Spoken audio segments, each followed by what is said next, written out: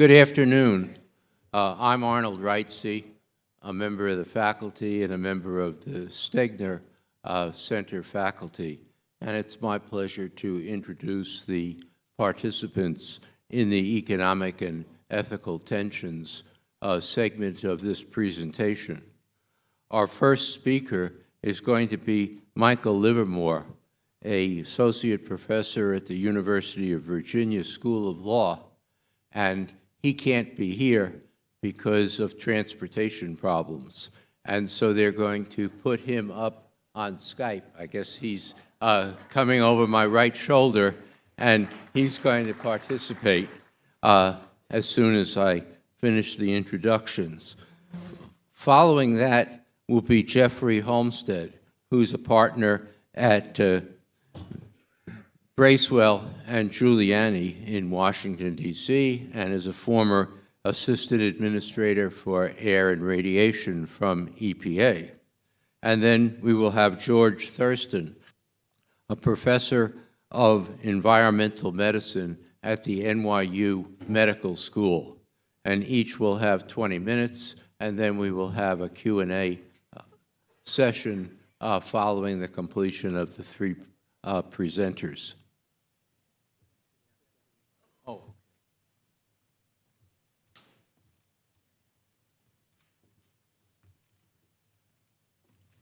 Great. Well, thanks very much. It's a real pleasure to be here. Thanks, of course, to the organizers and to the IT team for helping to put this together. It was a kind of an emergency situation. Of course, we had some weather in the Northeast, and I take the fact that we have a little snow in Virginia in the month of March as a sign that we don't really have to worry about climate change. So that's the good news. The bad news is that we have to interact in this way. I'm going to go ahead and turn on my presentation here so that you guys can have access to that. So I'm just going to share my screen and click on my presentation. Great. So again, Mike Livermore is my name. This is presenting here some joint work with Ricky Revesz, who's at NYU School of Law. This piece that I'm going to talk about and we'll expand on a little bit was published in the NYU Law Review in 2014. So the panel that the subject that we're talking about right now is kind of the economics and ethics of air quality control. And there's an underlying Supreme Court case that directly bears on this question, American Trucking, which was decided by the court in 2001. And that, in that case, really sets up the fundamental question, the fundamental dynamic that determines how the major air quality standards, the national ambient air quality standards, are set in the United States. And that decision deeply affects the balance between economics and ethics and health that ultimately determine how we go about air quality control in the United States. So I want to give a little bit of background on that case, how it affects the way that we make decisions now, and some of the expectations that folks have around the economic impacts of environmental standards, and then talk a little bit about how I think we can think differently about that case, actually, in some important ways that might allow us some new ways to think about some old questions. So just as a kind of background piece here, there are three general ways of setting environmental standards in general, and especially in the United States. And those three ways are: one, through a cost-benefit analysis standard; two, through a feasibility standard; and three, through a health-based standard. And all of these approaches are actually used in American environmental law. Probably the most prevalent approach is a feasibility approach, but there are cost-benefit standards and there are health-based standards that we see in the law. So under a health-based approach, in essence, what the government does is examine the costs associated with a regulatory standard, imagine an air quality standard or a drinking water standard, and then compares those to the benefits in terms of lives saved or diseases averted. And those benefits, of course, are translated into a monetary amount, dollar-denominated amount. So we have a monetary estimate on the cost side, we have a monetary estimate on the benefit side, And the standard is set to maximize the net benefits, to maximize the benefits that are generated by the rule minus their costs, okay? Now, the cost-benefit standard is not terribly common in American environmental law. It shows up in a few places. It's most important not as a statutory standard, but as a standard that describes how the executive exercises its authority. So since 1981, there have been executive orders in place that have required agencies, when they have discretion, so when the law isn't completely clear about what the agency is supposed to do, which is basically all the time, in those instances, the president requires agencies to examine costs and benefits, and at the very least, make sure that there's a match between the benefits and the cost. Of course, taking into consideration that not all benefits can be easily quantified. So that's one type of standard.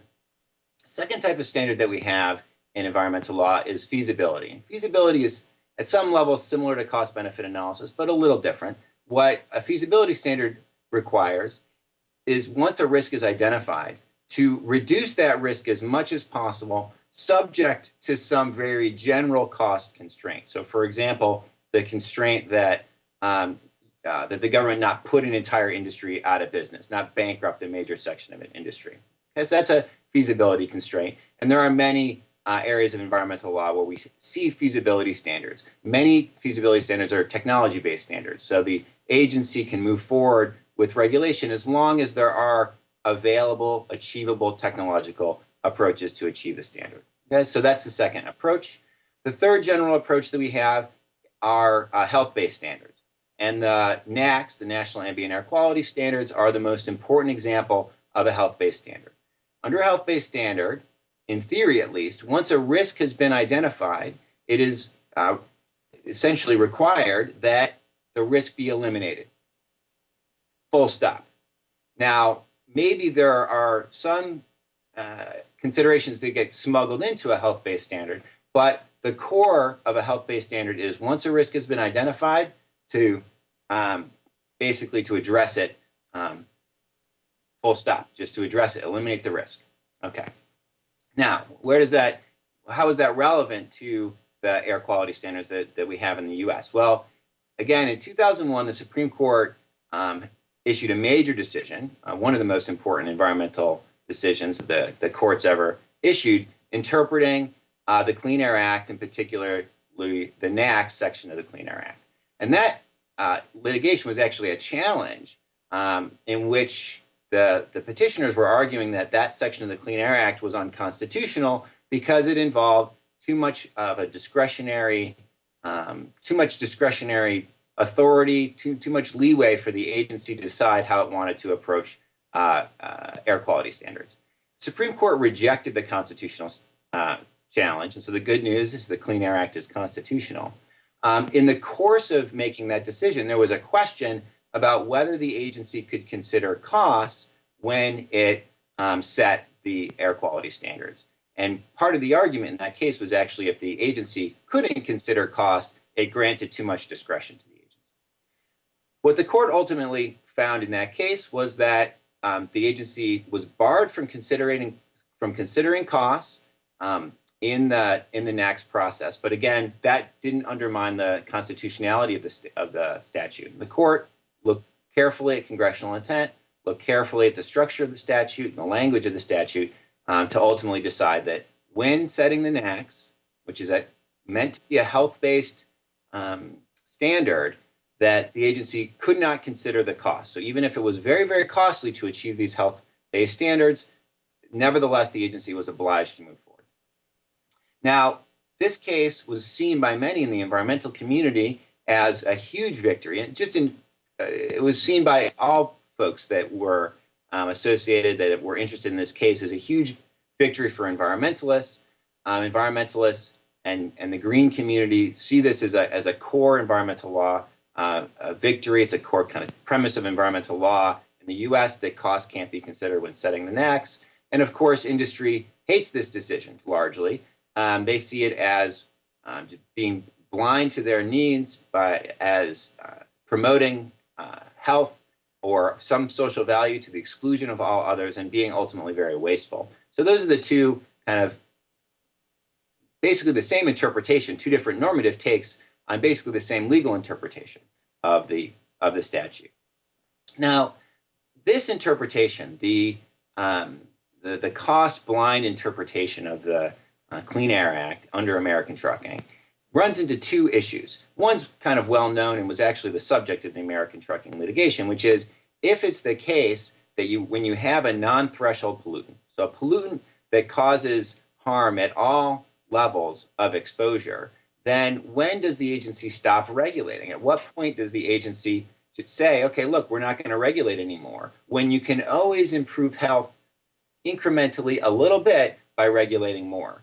If there's nothing else in the calculation, if there's no other countervailing consideration, then at what point does the agency say, we're just going to stop regulating here? So that's something that's called, we refer to in this piece as the stopping point problem. And as I mentioned, folks have talked about that in the past. What's interesting, and I think particularly novel about what we do in this paper, is we refer to something else we refer to something that we call the inadequacy paradox. So again, almost all the litigants in American trucking were under the assumption that if the agency were to consider costs, if the agency was to switch from a health-based standard to a cost-benefit standard, that what would occur is the standard would be weaker, be less protective of the environment. And that was my assumption. I think that was Ricky's assumption. And so when we were curious though, and so we started to look at some of the regulatory impact assessments that were done of the NACs. So as I mentioned, since 1981, there have been executive orders in place requiring agencies to do cost-benefit analysis of their rules. Now, EPA can't take that cost-benefit analysis into consideration when setting the NACs, but it still does the analysis. So we have these analyses sitting on the shelf, and we could take a look and examine what are the costs and benefits of these NACs. Is it the case that they are very costly? Is it the case that their costs greatly exceed their benefits? And it turns out, when you actually look at the analysis that's been performed, that it's not the case that the NACs are very costly compared to their benefits. They have very large benefits. And in fact, it turns out that for many of the NACs, if the agency had actually taken a cost-benefit approach and based its ultimate standards on the regulatory impact assessment rather than the health assessment alone, it would have generated more protective standards than the ones that were ultimately selected. So we'll just look at a couple examples. These are the most recent NACs. We look at the most recent NACs where the most extensive analysis has been done. This is the lead 2008 standard. In the middle column, the final standard, that's the final standard that was ultimately selected. And so you can see what we have there. And on the left is a less stringent alternative that was analyzed by the agency. And on the right was a more stringent alternative that was analyzed by the agency. And what you have there are some numbers. They're discounted at different rates to take into account the fact that costs and benefits will occur at different times. 3% is on the low end of the recommended discount rates. 7% is on the high end. So if you look at the top column, that examines the benefits. Again, there's a range. We look at the midpoint. The second row, that's the range of costs. Again, we look at midpoints. And the key takeaway is the benefits, the net benefits number at the very bottom. We look at the midpoint of the ranges and the midpoint of the discount rates. And if you look on the left, 1,600 million, so $1.6 billion. That's the net benefits of the less stringent alternative compared to the status quo at the time. In the middle is the net benefits of the standard that was actually selected, $1.8 billion. And if you look at the more stringent alternative, there are higher net benefits, $2.3 billion, meaning benefits minus costs. So if the agency had actually used the cost benefit to set the standard and set the standard at the socially optimal from an economic perspective level, then we would have actually had a more stringent standard. That's the lead standard, and other standards tell the same story. There's the nitrogen dioxide standard. the final standard didn't have much in the way of of benefits. If they had gone more stringent, there would have been positive net benefits. There's a sulfur dioxide standard. Again, same story. The final standard has certainly very substantial net benefits, but the more stringent alternative would have had even more net benefits. And again, this is the bottom row, comparing the middle column to the last final column on the right. Particulate matter, same story. Very substantial, in fact, additional net benefits that could have been generated had the agency moved to the more stringent alternative that was actually recommended by its contemporaneous cost-benefit analysis. Now, the one exception to this story in the past was actually the 2008 ozone standard. So in that case, what was found was that the final standard that was selected by the agency, again, if we look at the bottom column, had somewhat lower net benefits than the less stringent alternative would have had. Okay, so in that, and if the agency had moved to a more stringent alternative, there would have been even fewer net benefits. Okay, in fact, there would have been negative net benefits. It would have been worse than the status quo. Now, so that's interesting, and we took that in the paper, and this is, of course, what the most recent information that was available at the time that we published the paper, and we took this as the kind of the exception that tested the rule, and of course, we weren't identifying a logical conclusion. It was just statistical regularity. So most of the time, the net benefits are going to be higher when you move to a more stringent rule, but ozone happened to be an exception. In the most recent proposal of ozone, it turns out that actually ozone is no longer the exception to the rule. What we now have is a case where the cost, so if we compare the cost here to the this is looking at the final column, the column on the right. If we compare the old cost estimates to the new cost estimates, we now have substantial positive net benefits associated with the rulemaking. Now, why have costs come down so considerably? Well, the agency, of course, talks about this, and their explanation is that new technologies have come online that have brought down the cost of compliance. And of course, assuming that is the case, that is consistent with the very general trend that we see in environmental law, that over time, the cost of compliance goes down as industry adapts, as the dynamic American economy gets to work on a problem, it tends to be able to figure out how to achieve environmental standards at lower than anticipated costs. Okay, so what are some possible explanations for this phenomena, and what are some potential steps forward? So it is a bit of a paradox that cost-blind standards are, from an economic perspective, inadequately protective of the public health. One would think that when costs are not considered, and the only thing that's considered is health, that we would have very, very stringent standards, very, very costly standards. Turns out not to be the case. Why is that? One possibility is the existence of ancillary benefits. So in many instances, when you reduce one type of pollution, you also reduce many other types of pollution, just kind of incidentally as a consequence of the regulation. So for example, when you reduce sulfur oxide, and sulfur dioxide in particular, then you also get a reduction in particulate matter as a consequence. All right. Now, when the agency sets the NAAQS, it doesn't take into consideration those secondary benefits, those ancillary benefits. It only looks at the primary health benefit associated with direct exposure or direct harm to the environment from that contaminant. So, for example, with greenhouse gases, when we reduce greenhouse gases, we get a substantial benefit from particulate matter reduction, because one of the ways to reduce greenhouse gases is to switch from relatively dirtier fuels to relatively cleaner fuels, and that reduces many different pollutants simultaneously. So the agency doesn't take that into consideration, so that might be one reason why these cost-blind standards turn out to be too weak.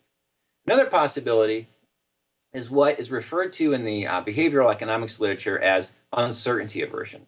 So when it's just a generally recognized, general kind of a phenomena that has been studied for some time, that individuals, when you give them a known risk where they can define the terms of the risk, like a fair flip of a coin, 50-50 risk, people will take a known risk over an unknown risk. So for example, if I just say, look, there's two colors there's two colored balls in this basket. There's red and blue, but I'm not going to tell you the proportion.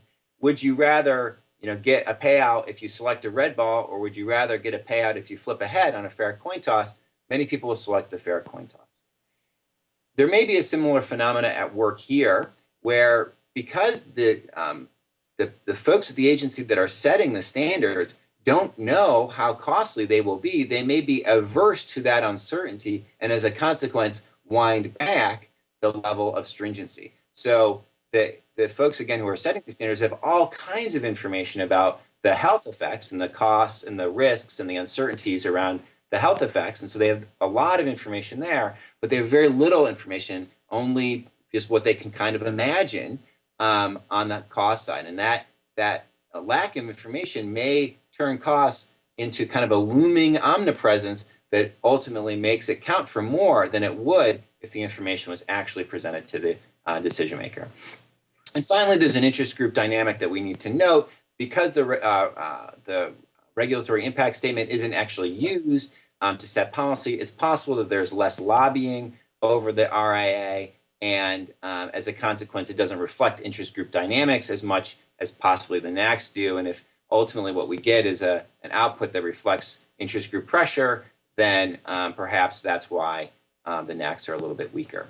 Okay, so where do we move forward? This will be my final thought that I'll offer for today. So one proposal that we're promoting in the piece is to move away from thinking of the NACs as cost blind, and rather think of the NACs as being a kind of either or, where the higher stringency standard trumps. So either health-based standards, if the health-based standard is going to be stronger, or the cost-benefit standard, if the cost-benefit standard is going to be stronger. And that's the approach that we think makes the most sense. It's more economically rational, avoids the inadequacy paradox, and also the stopping point problem more or less.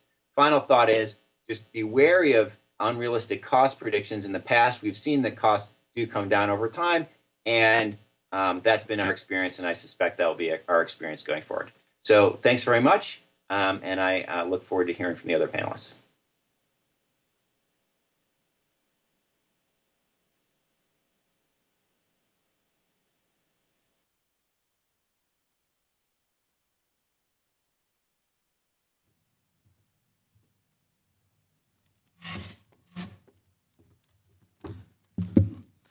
Hello, my name is Jeff Homestead. It's a pleasure to be here. I want to take just a second to establish my credibility, perhaps. I have been working on Clean Air Act issues since 1989, and it's not what I intended to do when I graduated from law school, but through an unusual series of events, shortly after I graduated from law school, I ended up working in the White House counsel's office during the first Bush administration. And I look around the room and I see some of you probably remember those days, that one of the major public debates of the time was over the Clean Air Act.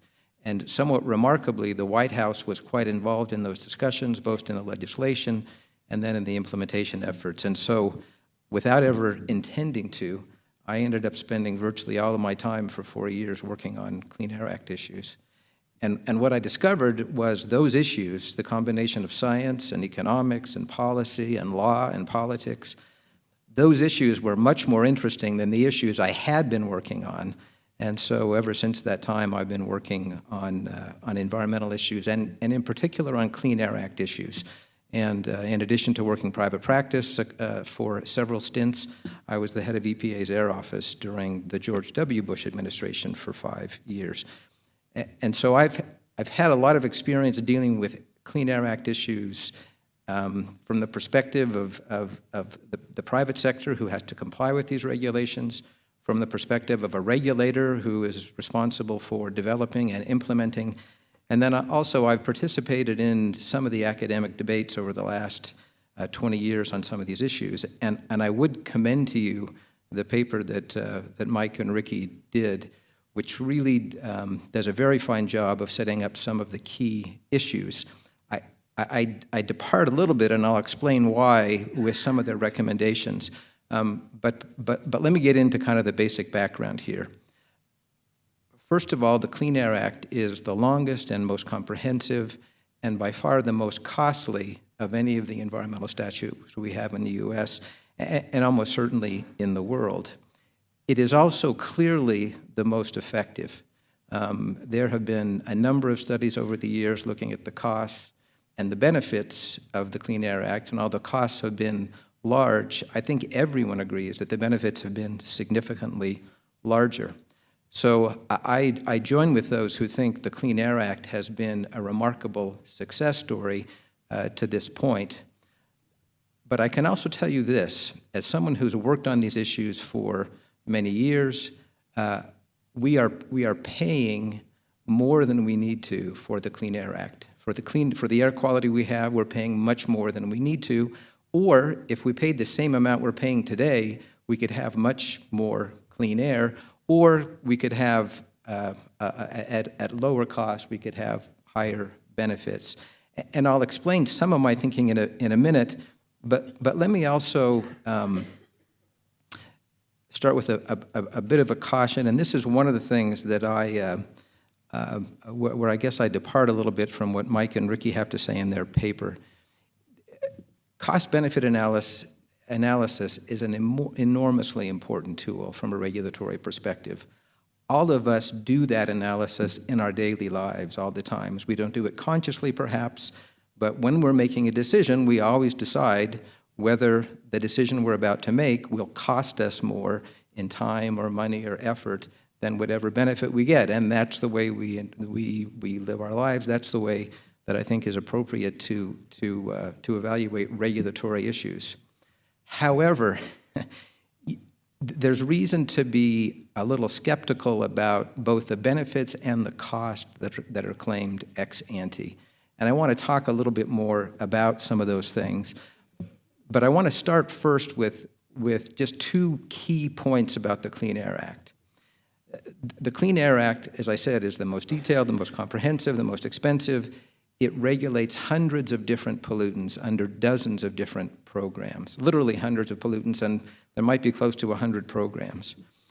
But all the analysis that has been done over the last decade would show that the public health benefits of all those programs virtually all come from one pollutant and from a very small number of regulatory programs.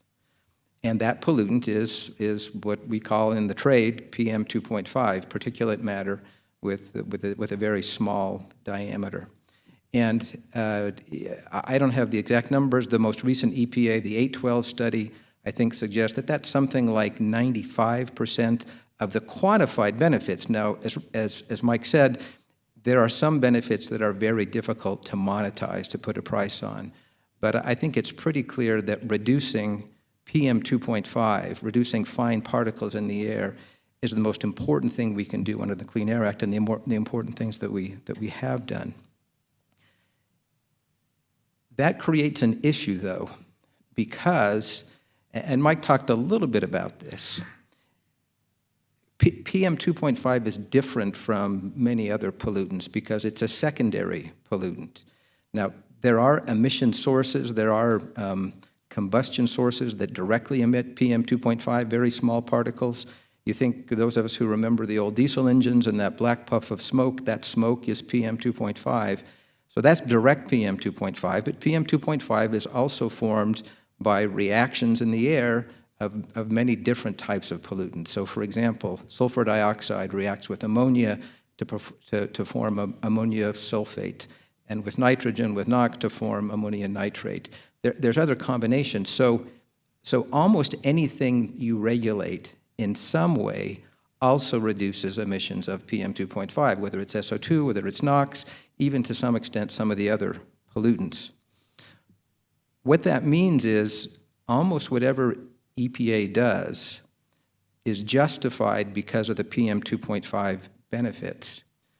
And instead of using good economic analysis to identify the most cost-effective way to reduce PM 2.5 concentrations, over the last 6 or 7 years, the benefits of PM 2.5 have been used to justify essentially anything that EPA wants to do.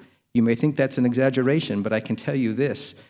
in terms of the regulatory impact analyses that EPA has done, there's only been 2 standards in the last 10 years that are not justified primarily based on PM 2.5 benefits, and those are the fuel economy standards that get CO2 reductions from light cars and light trucks and then from diesels. Every other standard that has been analyzed, the vast majority of the benefits, whatever the pollutant is, whether you're talking mercury, whether you're talking hazardous air pollutants, whatever it is, the benefits that justify the cost of that regulation are PM 2.5. Now, one other thing, and again, many of you probably understand this, but PM 2.5 is categorized as a criteria pollutant. And in essence, what that means is it's a pollutant that is widespread throughout the country and for which EPA sets a National Ambient Air Quality Standard, or NAAQS.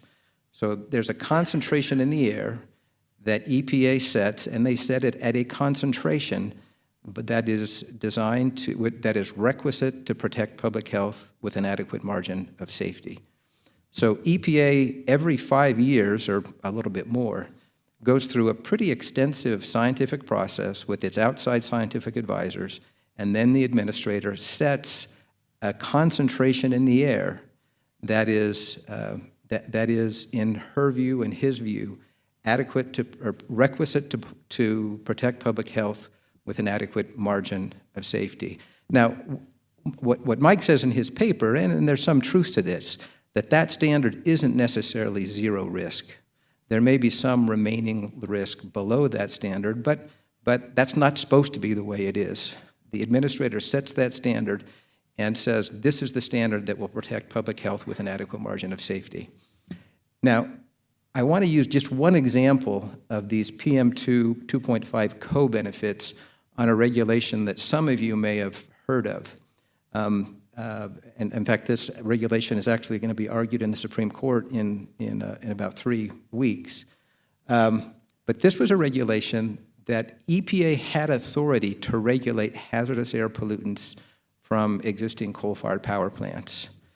And so the pollutants that EPA had authority to regulate, what it was supposed to be doing was reducing emissions of mercury and certain non-mercury metals and acid gases. Those are considered hazardous air pollutants. When EPA did that regulation, it acknowledged that it was very difficult to find significant benefits from those hazardous air pollutants. Even mercury from power plants represents a tiny fraction of the exposure that people have, so it was hard to find benefits from those hazardous air pollutants.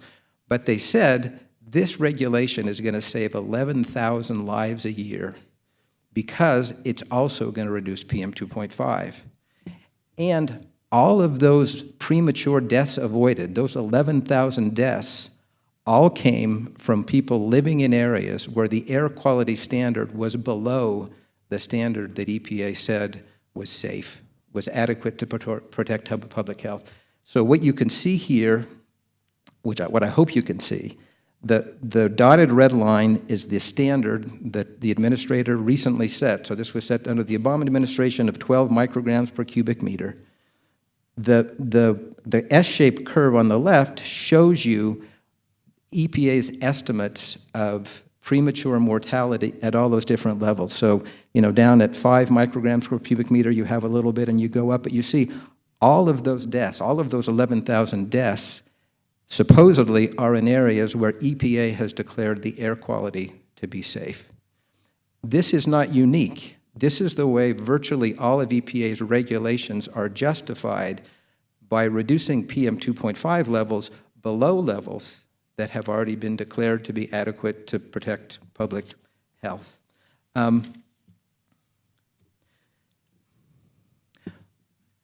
One of the reasons I'm a little, and I will say there's a justification for this, because if you look at, there's always uncertainty in these data, and Dr.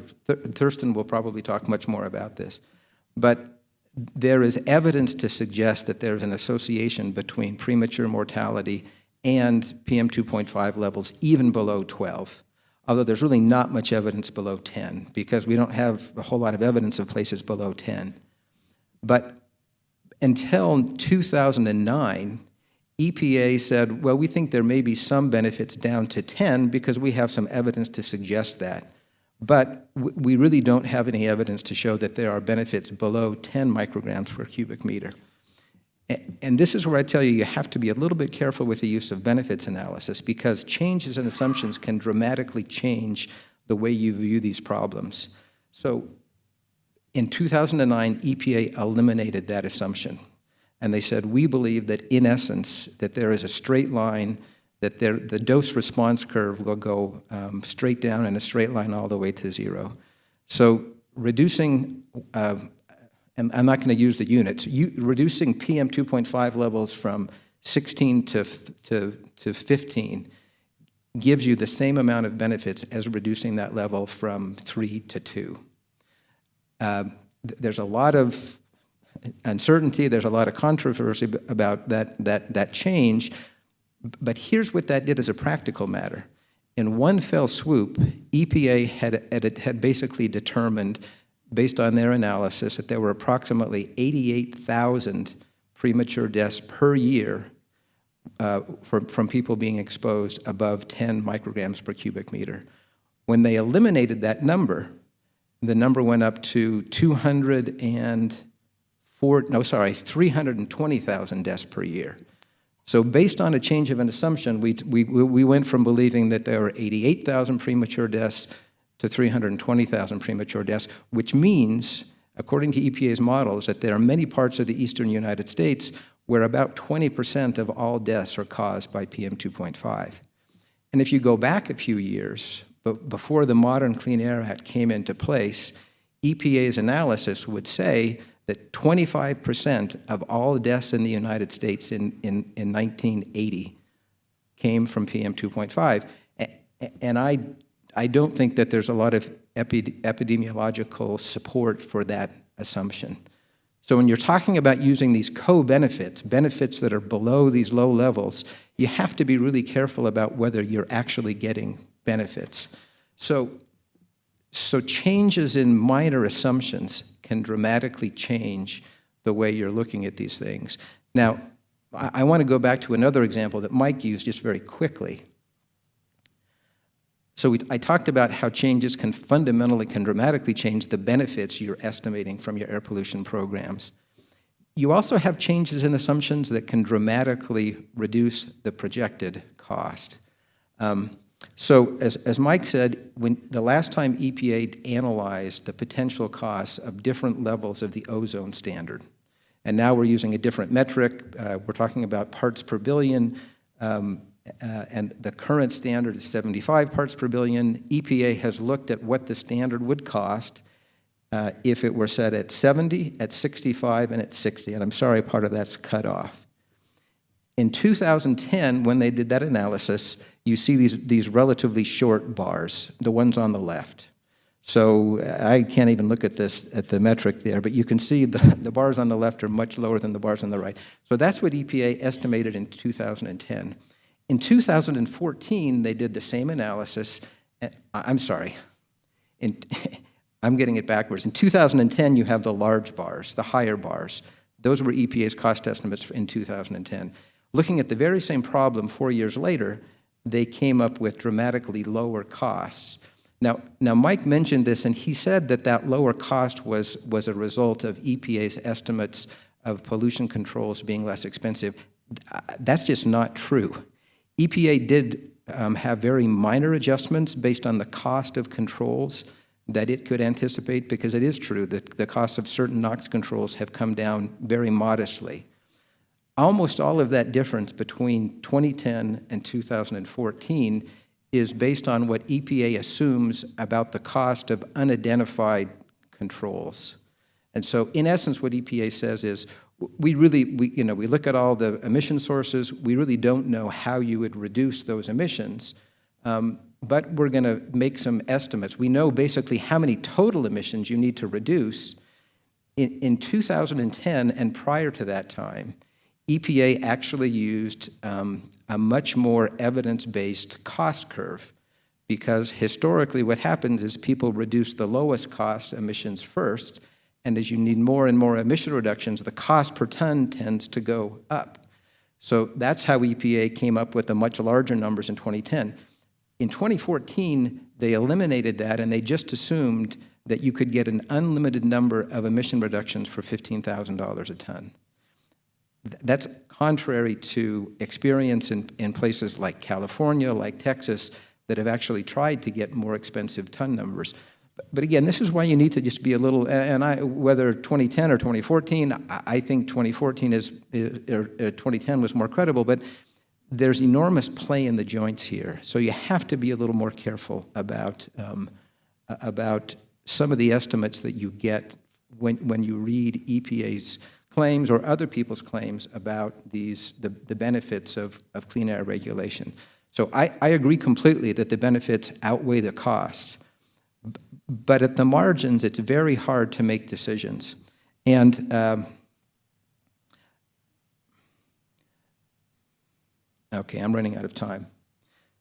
Two very quick thoughts. The most important thing we could do, I think, to reform the Clean Air Act, to make it work, is to eliminate this concept that everybody in the country has to meet the same standard. And here's the reason I say that. Let's pick two hypothetical cities. We'll call them St. Louis and Los Angeles. And again, this is close, it's not exactly true, but if you look at current ozone levels in Los Angeles, it's about 100. In St. Louis, maybe it's at 75. If you set the NAAQS, if you set the standard at 70, for St. Louis to go from 75 to 70, it may cost $25, $30, $40 a household per year. In California, to go from 100 to 75, the cost could easily be over $1,000 or even $2,500 a year.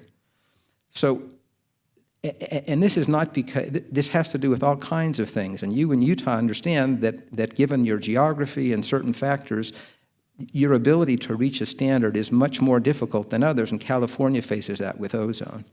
Rather than insisting that everybody meet the same standard, EPA should provide detailed information about what the effects are at different levels. There could be some sort of a national goal, but what I would say is St. Louis ought to go below 70.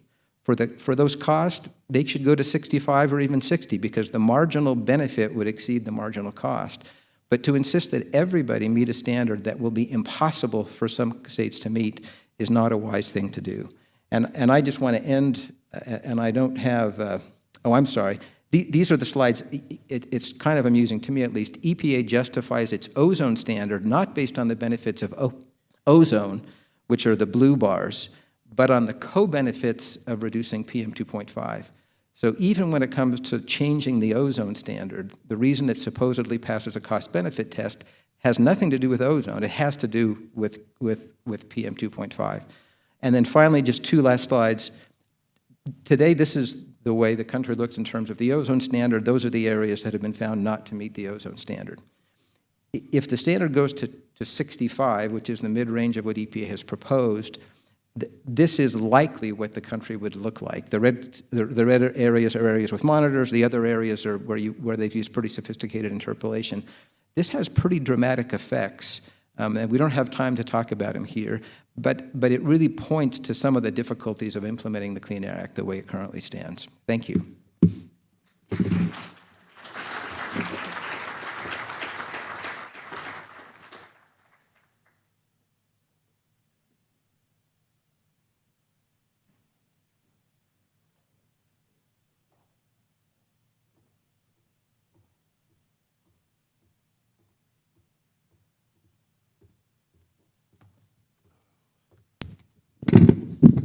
Now for something completely different. I'm not sure how this thing works. You know, when I was putting up my slides, putting together my slides this morning, I added a whole bunch of new slides because they told me that Michael wasn't going to be able to make it, and Jeff was not here yet and might not make it. So I said, well, I better put an extra slide. So we're going to skip a lot of slides as I go through this. But I think it's good to have this because actually some of the slides respond to some of the comments that were made. And then we can have a discussion, right? That's what it's about. As background, I guess, one of the things I should say is that I was author of the first publication paper that linked PM 2.5 with mortality in the United States. That was in 1987. There have been a lot of other studies, some of which are again, mine. And I'll show you one that I did with Arden Pope in 2002. Let's see if I can do this, right? So I was going to give a little more background on air pollution, so we can just skip a lot of this. You know, what is air pollution? It's a contaminant, unwanted contaminant, and it can have a negative effect on the health of not just people, but other animals. We're not alone in this, and plants. And it can be natural. And one of the episodes of natural pollution was the Gobi Desert. And I thought it was kind of interesting. I'll skim through this, but this is the satellite photos of the Gobi Desert pollution traveling in the top from China as it hit the United States and traveled along and reaching the East Coast by the middle of April. And in fact, I was monitoring data in New York City and found these huge peaks in silicon and calcium and things from dust. And I thought that someone was doing construction or something in downtown New York City. But then we had our monitor. Is this the pointer here? I don't know how. Is there a pointer? No? It doesn't work? Oh, it's there, but it's just so light. We have these peaks. But in here is New York City and then Sterling Forest, which is like 40 miles outside the city. And it just tracked right on it. And I said, oh, my God, there's something bigger going on. So we started looking and found, the pollution levels. And there's monitoring that the U.S. government does, where we were able to see peaks in these pollutants on the West Coast, and then in St. Louis, and then in New York, so that we're able to figure that out. So proof of principle that we're all in this together, and that this fine particle pollution travels a long distance. And there are many sources. Most of them man-made, and there's chemicals, and there are gaseous pollutants, and there are particulate matter. And as Jeff was saying, a lot of the benefits of cleaning air come from cleaning up particulate matter, and that is because it is so toxic. And it's toxic in a couple of different ways. A lot of it has to do with its composition, but also they're very small. And this is a human hair. Here's a PM10 here, and then here's a PM 2.5 inside. Like you have multiple PM 2.5s that fit within a PM10, and then within them, multiple coal combustion particles. Those are about 0.5 microns, and this is what they look like. So we're talking about very, very, very small particles which can bypass the body's defenses. The body's defense is good for keeping out things like this, like sand and larger particles and things bigger than PM10 that you capture in your upper airways and then sneeze them out or swallow them. And these very fine particles instead go deeply into the lung. And they, if they're from fossil fuel combustion, they have lots of toxic heavy metals, arsenic, things like that in them, and transition metals that cause oxidative stress. And then on top of that, they are vectors into your lung because they will go by your defenses. Your body's defenses are set up to capture large particles, not these little ones. And, as a species, we developed to defend against sort of natural particles, not these. And so these are relatively new to us, the last couple hundred years that we've had in the Industrial Revolution. And so these particles not only get deep in your lung, but they have large surface areas, so they absorb gases. Now, these are gases like SO2, NO2 that would normally be scrubbed out in the upper airways, but because they have this particle that they can jump on and ride deep in the lung, these particles bring all these other vapors and gases into your lung, allowing them in where they normally would not go. And ozone is another pollutant, as Jeff was talking about.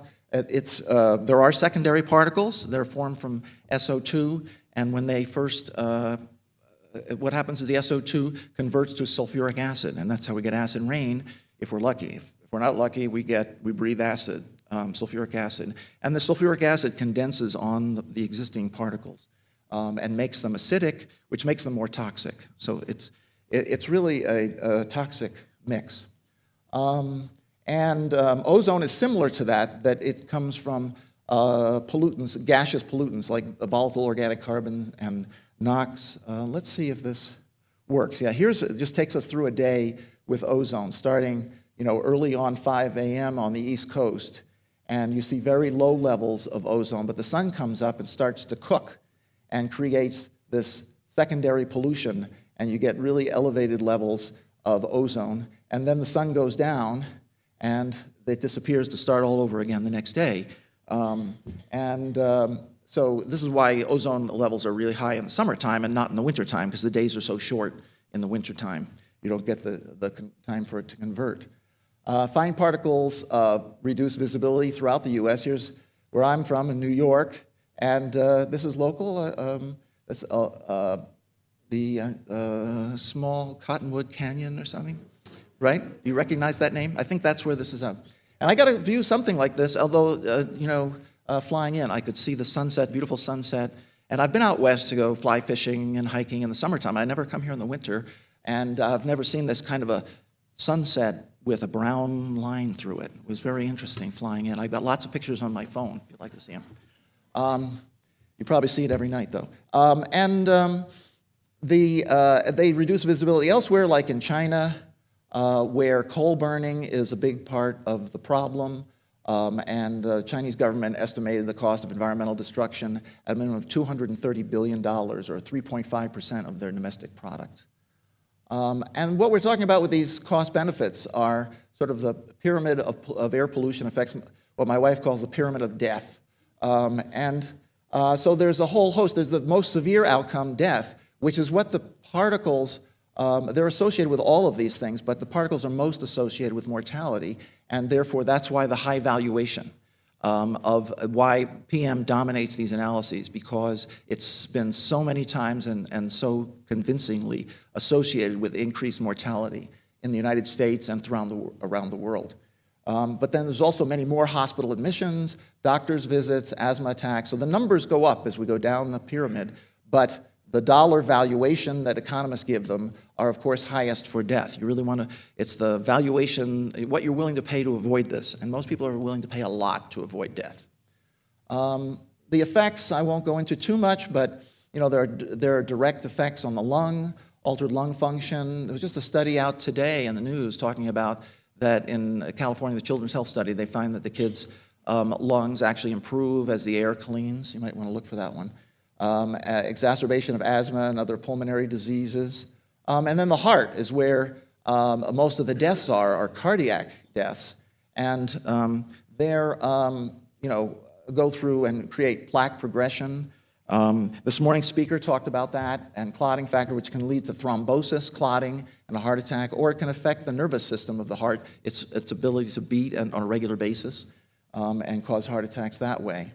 The history of this is really long, starting, the first documentation was in London in '52, which I barely remember, and they were monitoring smoke levels, and then they also monitored the death rate, and the death rate really jumped, and then when the pollution levels came down, the death rate came down as well.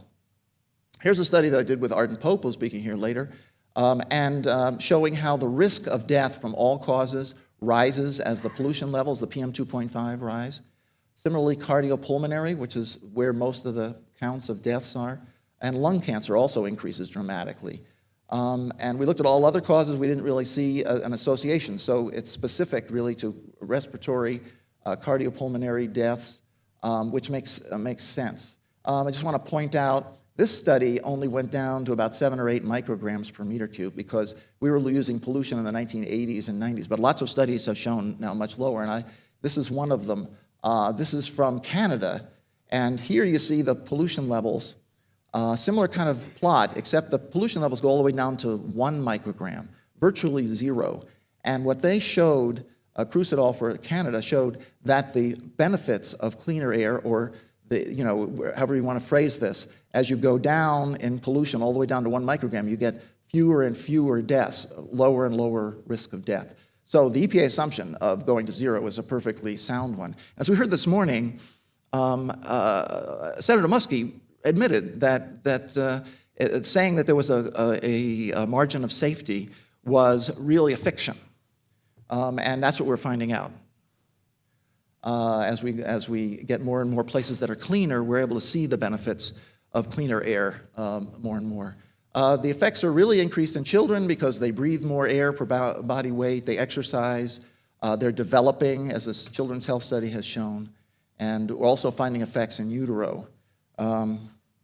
And we did a study, I won't go into this too much, but we did it at an ALA camp and showed, and I presented this to the US Senate before they passed the ozone standards in 97, 98, showing that as the ozone levels went up, the number of asthma attacks in our children at the camp went up. We were, in the woods, away from the cities, but ozone is actually transports very far and was impacting very high levels out in the middle of the woods. So you think you're getting them out of the city, you're not getting them out of the pollution these days, because pollution is everywhere.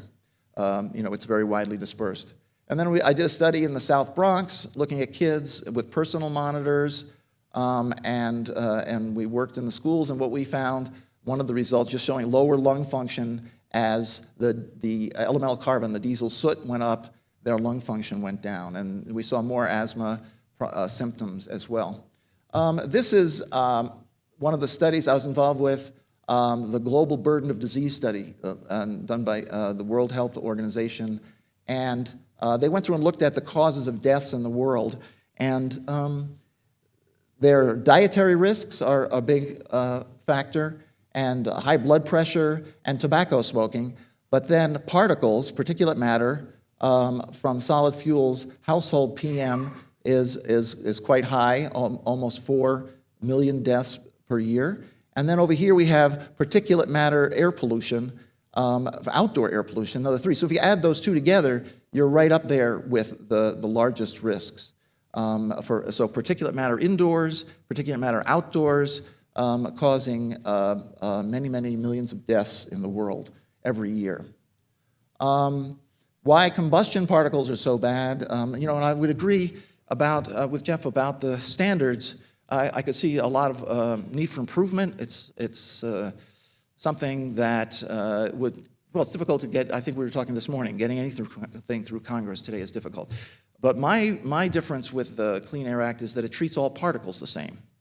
And clearly some particles are far more toxic, and more research is showing that fossil fuel combustion particles are really behind most of the deaths associated with particulate matter, and that maybe we should be looking at different sources and regulating those sources and focusing our regulatory efforts on the kinds of particles, since they do dominate the benefits of clean air, as Jeff said, to focus in on the sources that are putting out the most toxic particles.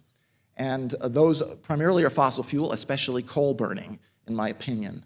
And we're still working on that, but we've got studies. The first study I did in 1987 showed that the PM mortality was most associated with the particles from coal, and that was back in 1980, using tracers, elemental tracers. Here's a study that I just throw into the mix, and I still have time left, so I rushed too much. But I'll spend some time on this. This is a recent study looking worldwide, using these co-benefit analyses, and focusing on ozone and particulate matter. Primarily, most of the deaths, as Jeff said, or the reduced number of deaths from going forward with climate change mitigation. And so what they did was they said, if we were to go forward with climate change mitigation, what would the health benefits, the co-benefits of reducing CO2? We'd also, when we lower CO2, we gotta cut out some source. And for example, coal-fired power plants. And if we reduce coal-fired power plant emissions, because that's the highest carbon intensity, then we will get large co-benefits. And what this study really shows is that, just putting aside whether reducing CO2 is going to save the planet from climate change, the health benefits more than pay, the valuation of the health benefits that will result throughout the world, more than pay for the cost of the cleanup.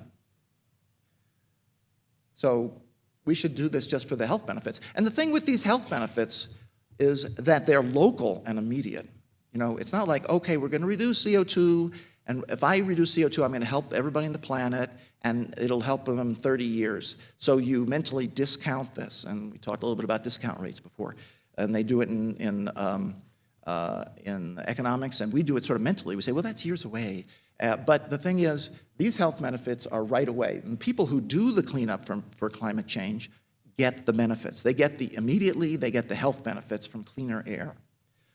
So it makes sense from a climate change perspective, yes, but even more so from a health benefit. So this choice that we seem to be given between economics and clean air and health is a false choice, because cleaner air saves money, and it saves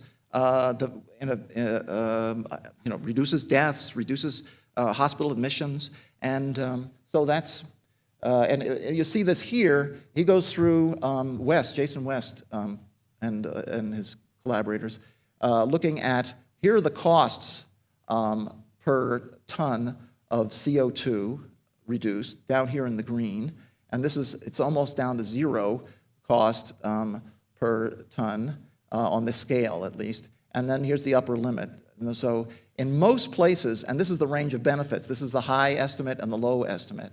In most places, and especially places like Eastern Asia, the benefits per ton, the valuation of the health benefits are many, many times what the cost of the cleanup are.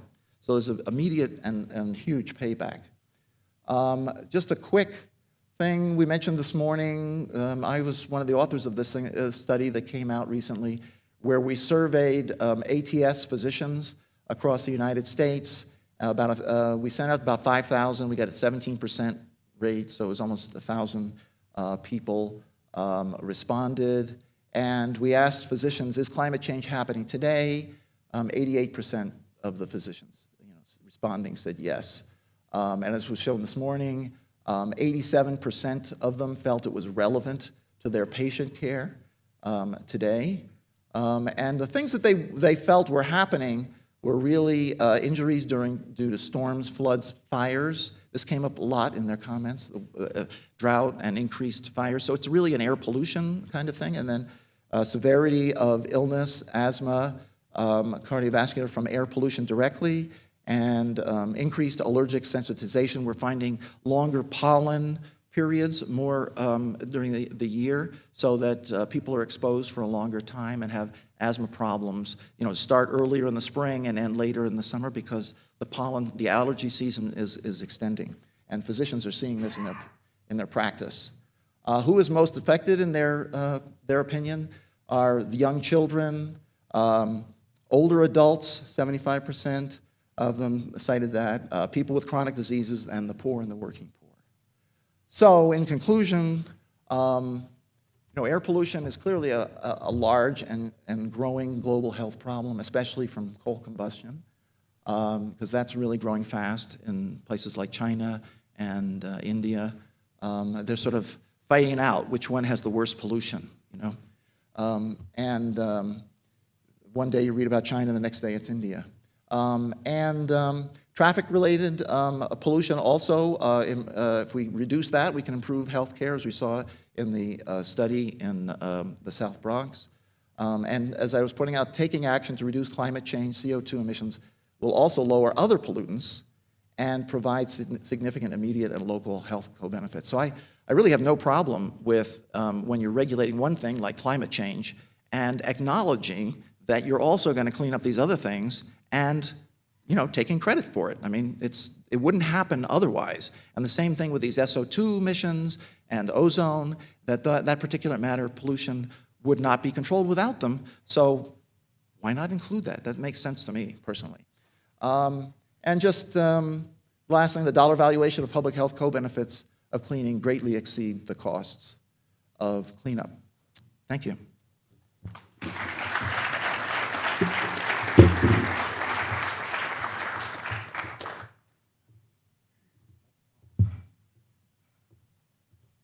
Jeff, do you want to come back up and join us for the Q&A position?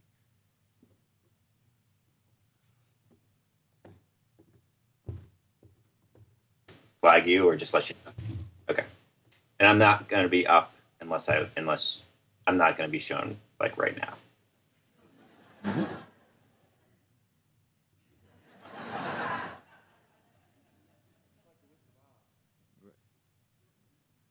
And it's a one-way communication, I understand, so he can't hear anything we say. Makes it a little strange.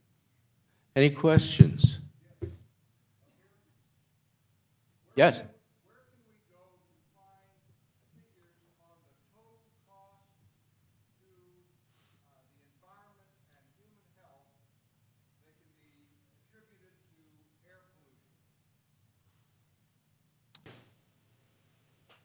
I'm sure that that estimate has been made.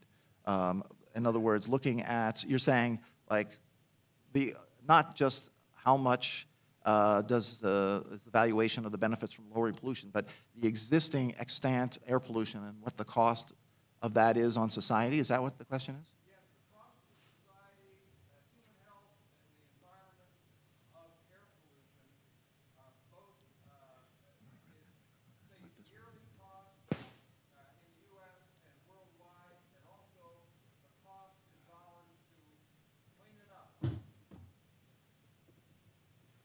I don't know. Offhand, I don't know, Ms. Ross, you know? I'm not aware of any estimate that looks at kind of all of that collectively. Usually what you see are kind of the costs of marginal improvements. If we're going to reduce so much pollution, this is how much it would cost. But I'm not aware of, and it would be, monetizing a lot of these effects is very difficult, right? I mean, we try to monetize the value of reducing the risk of premature mortality. So we have a dollar number for that. And that, you know, if you believe that approach, then that's probably where most of the cost is. But there, you know, I'm not aware of any study that looks at Because that the way we collectively. do the studies is we look at the change, the marginal change, and then, you know, so then applying it sort of to the total is, you know, is a little different. So I don't know that that's been done. I know Next. EPA has looked at the benefits of, you know, the lowered pollution since the Clean Air Act, and then given I just that offer evaluation. one possible source that you could look at. It's not gonna tell you the benefits of or the costs associated with all air pollution, but periodically Congress has asked EPA to periodically go through and look at the aggregate benefits associated with all pollution reduction under the Clean Air Act. So all of the pollution reduction that's been achieved through various provisions of the Clean Air Act. And so that gives you an estimate of kind of a very big picture. You know, if we didn't control air pollution versus the current state of affairs where we do control air pollution, what the total incremental benefit of that has been. And it is truly, truly enormous. So that's one source that you could go look for that. Another question?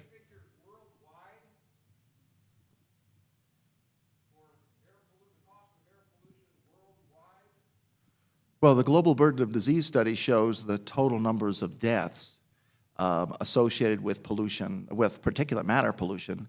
And then I don't think that they did a valuation, a dollar valuation of that. But you would have, that would be complicated by the fact that the valuation of things varies from country to country. And so you have to have studies of the valuation that economists do, and they ask people questions. How much would you pay to avoid this increased risk of having an accident in a car or something? And then they use that to come up with these estimates. So, and those are not available worldwide. So you'd have to make some assumptions like that. But probably the total burden of disease would be the best starting point. Yeah, I think that those estimates are out there, the global burden of disease, and then you just have to make some assumptions about what the valuation of those damages are. Yes.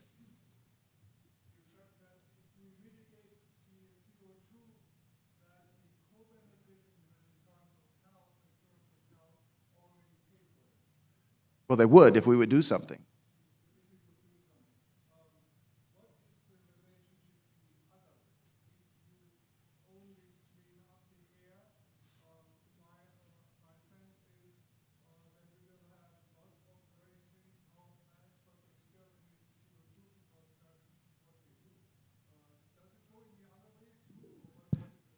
You raise a very good point, and one that I agree with strongly.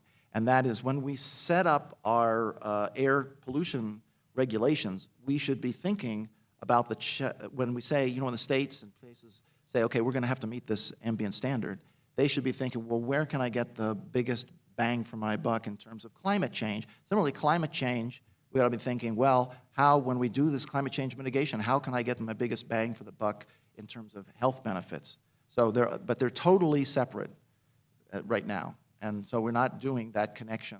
But that is, I think, an important connection to make if we're going to try and optimize. I think we'd all agree we want to spend the least amount of money and get the most amount of benefits, right? We can agree on that? I think we can certainly agree on that. But let me inject one thing that makes this difficult. The reason we burn fossil fuels is because it enables much of what we do, right? I mean, the transportation sector is almost entirely fueled by fossil fuels. The electricity that we have mostly comes from fossil fuels.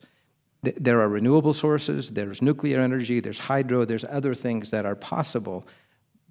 But it's not simple, for example, to go to China or to India, where there is a political and a moral imperative to provide electricity to people who don't have it today, or who have it only occasionally. And the issue is, in those two countries, by far the least expensive way to produce electricity is to burn coal. Now, I'm not saying that's the right choice, because there clearly are health effects from that. But it's not as easy as saying, well, let's eliminate all the CO2 and eliminate all the air pollution. One of the reasons that we have air pollution is because it does enable us to do many of the things that we enjoy in a modern society.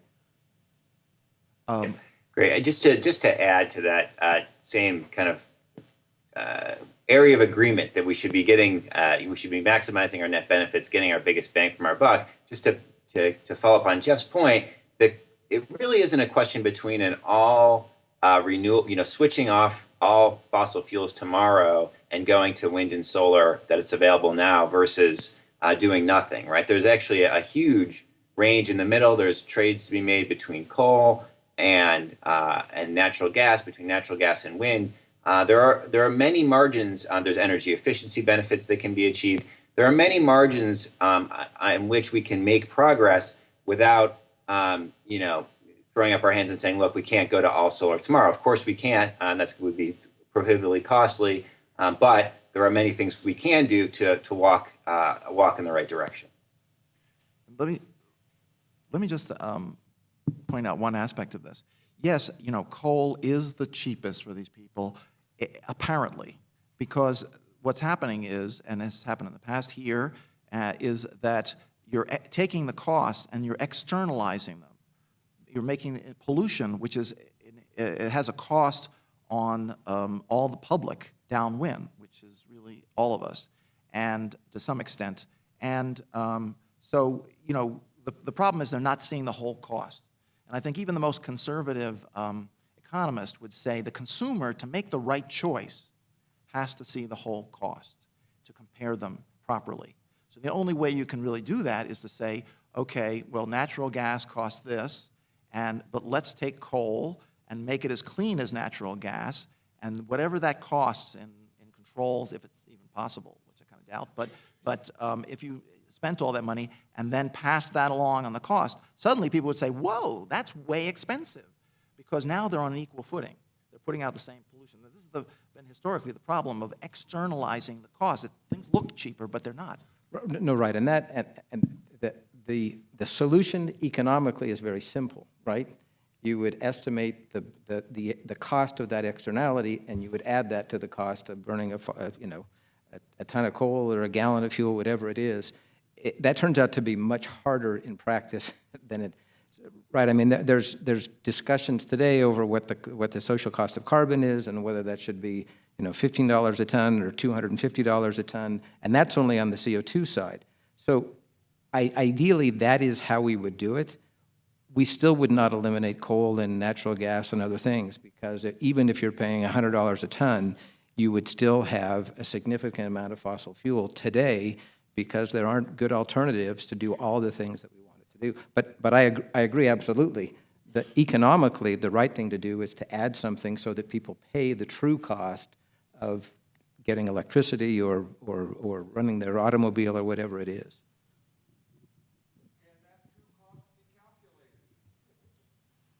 It can be calculated. The problem is it can be calculated in any number of ways. So there are wide disagreements. And actually, with CO2, it's even more difficult because of the long time frames involved. You know, it depends on the discount rate you use, and it depends on a lot of other things. So it doesn't mean we shouldn't try to calculate that cost, and there are people who I think are in good faith trying to do it, but it turns out to be not as easy as you might think. I mean, just as an example would be the very successful trading program for sulfur dioxide. And I think you can remember the cost estimates that people gave, and they were saying, industry was saying, oh, 1,000, I don't have the exact numbers, but $1,500 a ton it's going to cost. And the EPA, I think, said 600 or 700, and the environmental community said, oh, no, it's going to be like 200 or 300. And then it was down below $100 for many years. I mean, it was way overestimated the cost. Now, it's rising now as we're getting further, but it still, I don't think, has reached the levels that industry was predicting. So it turned out to be, because we are a resourceful species, it turned out to be a lot cheaper than people thought it would be. Right, but that still doesn't Just tell to- you what just the to right add to cost Jeff's, is. Yeah, but it's very difficult to come up with thoughts those on costs. the difficulty of calculating the cost of pollution. Now, that's true, and there is, it's a complicated business. It requires a great deal of expertise. It requires good judgment. It requires good faith. But, you know, that doesn't mean we give up on the project, and we have very, very good reasons to believe that the social costs that are imposed by greenhouse gas emissions are not zero. They're positive. There are costs that are imposed. There are costs that are imposed by other forms of pollution on public health. So yes, it's a difficult problem to get an exact estimate, and we just have to do the best that we can. But we know that the system is out of whack because right now, at least in many contexts, those costs are completely hidden. And so we're treating them as though they were zero, even though we know that they're greater than that. If I can make just one related point, regulatory design is important, and this is why I say we ought to focus. We ought not to simply get PM by trying to do other things. If we had a strategy for going after PM 2.5 directly, we could design a regulatory mechanism that would be less expensive than what we have today. And one of my best examples is the acid rain program versus the MATS rule. And the MATS rule established various emission standards for every single coal-fired power plant, and that turned out to be quite costly on a marginal ton basis compared to the acid rain trading program, which really did find a much more cost-effective way. So regulatory design matters, and that's part of my plea to reform the Clean Air Act, because there is more cost-effective ways of reducing pollution than we have today. Well, yeah, just let me say that there's a good reason for controlling these pollutants other than the cost-benefit analysis. I mean, I served on KSAC for what we in the business called SOx and NOx, which is not what you wear on your foot, and it's sulfur dioxide and nitrogen oxides. And those standards were made more restrictive based on health impacts that were shown in studies. So that's the basis of the standard. The only time we get into this aspect of, does it make sense? Is it, are the benefits outweigh the cost? Is at the tail end because of these regulations that were set up that said you can't pass a regulation. But cost, as we talked about this morning, the cost is not part of the standard. The standard is set to protect public health, irrespective of the cost. But there's a tail end thing, and also cost is considered by the states when they set up their programs. Clearly, they say, well, how are we going to control this, and what's the most cost-effective way? We don't want to incur too high a cost on our own state in meeting this. So that costs also come in there, in the implementation end. But I just want to clarify that these standards are not being driven by, for the gases, are not being driven by the PM in their setting. They're set to protect public health without any PM involved at all. Just to add to Jeff's thoughts, I mean, this is an area where we really agree with each other. There are ways to that we could design our regulatory approach better. There's a lot we've learned over the last 30 years of implementing the Clean Air Act and other environmental programs. And so it is, I think of this as the kind of cost of gridlock, the cost of a political system that doesn't seem to be able to update and reflect what we've learned. And that is a real cost. I mean, the question for me is, what do we do in the interim? We have a second best regulatory system, perhaps, but can we still make progress with it? I think the answer to that is yes, but it would still be nice if we could make improvements to do even better. Well, I think we've run out of our time. I want to thank our speakers who have done an excellent job, and I believe that we're supposed to have a cake break. Nope. Did we solve that problem?